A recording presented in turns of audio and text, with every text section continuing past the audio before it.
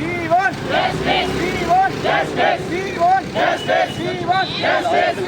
वैद्य माबादेगा. वैद्य माबादेगा.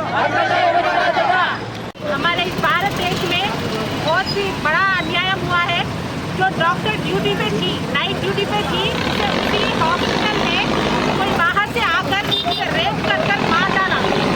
हम लोग देश के लिए इतनी मेहनत करके इतनी पढ़ाई करके लोग जाना बचाते, वही लोग आकर हमारे लिए रेप करके हमारी जान ले रहे। हमें जस्टिस चाहिए, हमें सेफ्टी चाहिए, तभी हम लोग आप लोग को ट्रीटमेंट दे सकते। अगर हम लोग इस सेफ्टी है तो हम लोग आपको क्या ट्रीटमेंट देंगे? हाँ, हम आपको क्या ट्रीटमेंट करेंगे?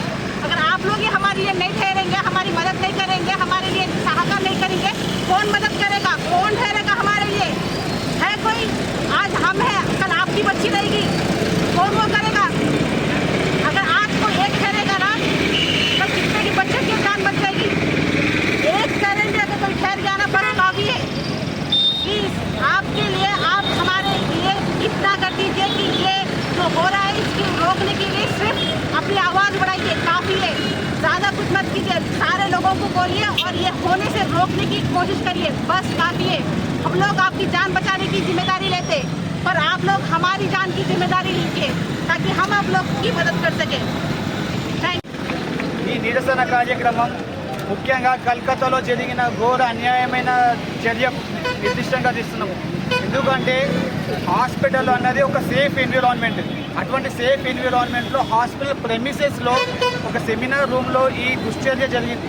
ఒక రేప్ చేసి మర్డర్ చేసిన ఫీమేల్ డాక్టర్ని, అది కూడా హాస్పిటల్ ప్రెమిసెస్లో. అంటే మన సేఫ్టీ పరిణామాలు ఎంత వరకు ఉన్నాయో చూసుకోండి. ముఖ్యంగా లైఫ్ సేవియర్నే మనం ప్రొటెక్షన్ చేయలేకపోతున్నాం. అటువంటిది బయటి వ్యక్తులు కూడా వచ్చి ఇటువంటి దుశ్చర్యకు పాల్పడుతున్నారు. ఇక్కడ మెయిన్ ఒక వైద్య కాకుండా ఒక మహిళ వేరే డిపార్ట్మెంట్స్ అనుకుంటే ఒక నార్మల్గా రోడ్ల మీద జరిగితే మాత్రం దేశం మొత్తం మూవెత్తిన జరిగింది.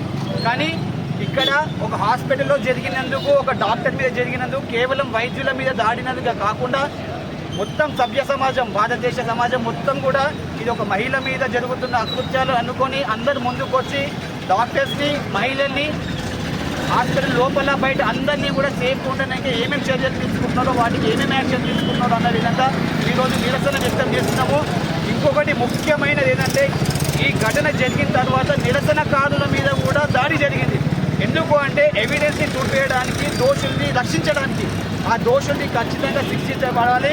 దానికి ఏ విధంగా మెకానిజం పనిచేస్తుందో, దానికి ఏ విధంగా సపోర్ట్ చేయాలో అవి చేసుకుంటూ ఇంకా ఏం జరగకుండా స్ట్రిక్ట్ యాక్షన్స్, లాస్ తీసుకురావాలని కోరుకుంటూ ఈ నిరసన వ్యక్తం చేస్తున్నాము.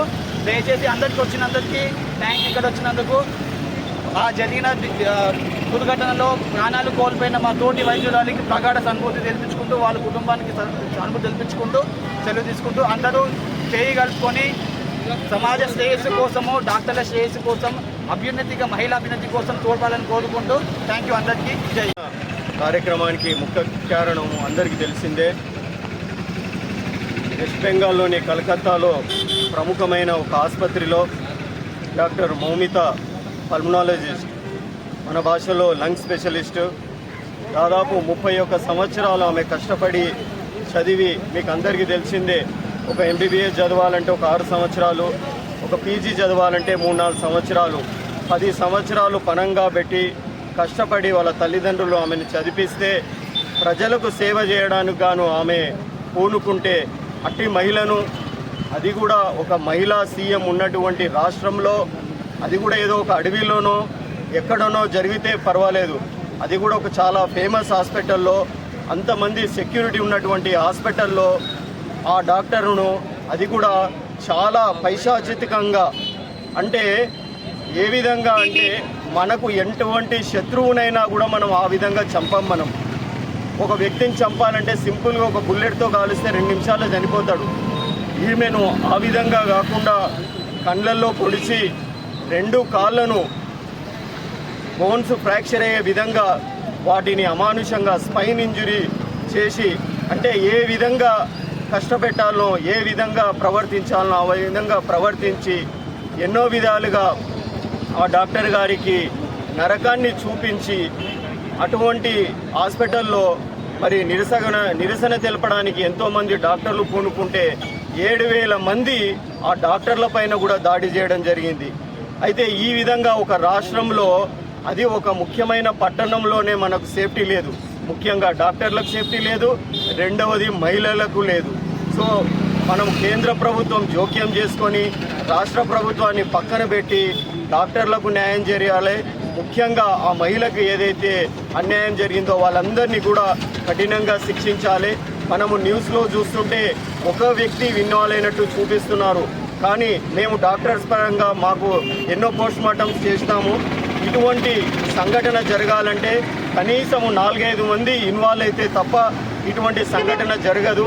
మరి ఆ 4-5 మందిని ఎందుకు రక్షిస్తున్నారో ప్రభుత్వం కానీ పోలీస్ వాళ్ళు కానీ ఎందుకు రక్షిస్తున్నారో మనకు తెలియదు. అందరినీ కూడా కఠినంగా శిక్షించకపోతే ఇండియన్ మెడికల్ అసోసియేషన్ నుంచి, డాక్టర్స్ తరపు నుంచి కూడా భవిష్యత్తులో ఇంకా కూడా నిరసన కార్యక్రమాలు ఉండడానికి అవకాశాలు ఉన్నాయని తెలియజేసుకుంటూ, మరి ఈ కార్యక్రమానికి వచ్చిన ప్రతి ఒక్కరికి కూడా పేరు పేరున కృతజ్ఞతలు తెలియజేసుకుంటూ, ముఖ్యంగా పత్రికా విలేకరులకు, పోలీస్ వాళ్ళకు కూడా ధన్యవాదాలు తెలియజేసుకుంటూ, ఆ భగవంతుణ్ణి ఆమెకు ఆత్మశాంతి కలగాలని కోరుకుంటూ, ఆ కుటుంబానికి న్యాయం జరగాలని కోరుకుంటూ విరమిస్తున్నాను. Thank you.